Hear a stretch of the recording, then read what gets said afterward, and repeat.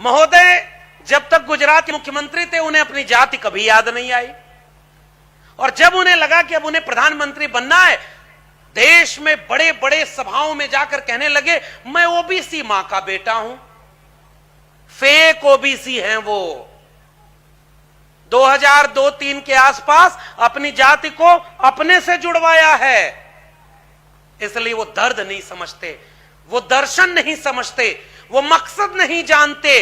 वो fake OBC इसलिए भी हैं क्योंकि पिछले 8 साल में इस देश के प्रधानमंत्री ने ऐसा कौन सा ओबीसी होने का हक निभाया कि एक बार भी उनकी जुबान पर मंडल कमीशन का नाम तक नहीं आया। किस बात के ओबीसी हैं आप?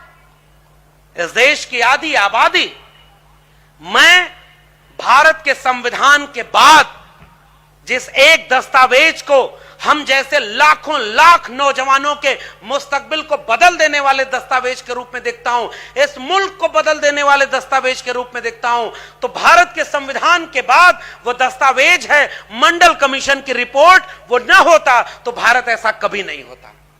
आप उस कमीशन की रिपोर्ट का नाम तक नहीं लेते। मंडल कमीशन की रिपोर्ट कहती है 52% आबादी, 52% उसको हक मिलना चाहिए।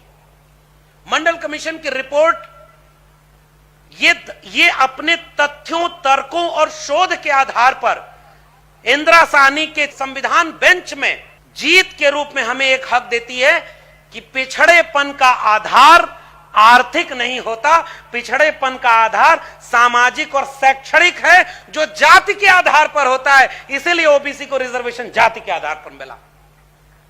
मैं सवाल करता हूं इस मुल्क के निजाम से कि महोदय आप ओबीसी हैं, मैं तो उम्मीद भी नहीं करता इस देश के प्रधानमंत्री जी से कि आप ओबीसी होकर के कभी आप छत्रपति शाहू जी को याद करेंगे, कभी आप ज्योतिबा फूले को याद करेंगे, कभी लोहिया को याद, लेकिन याद करते हैं वो ना हर आदमी में होते हैं 10-20 आदमी जिसको भी देखना हो कई बार देखना।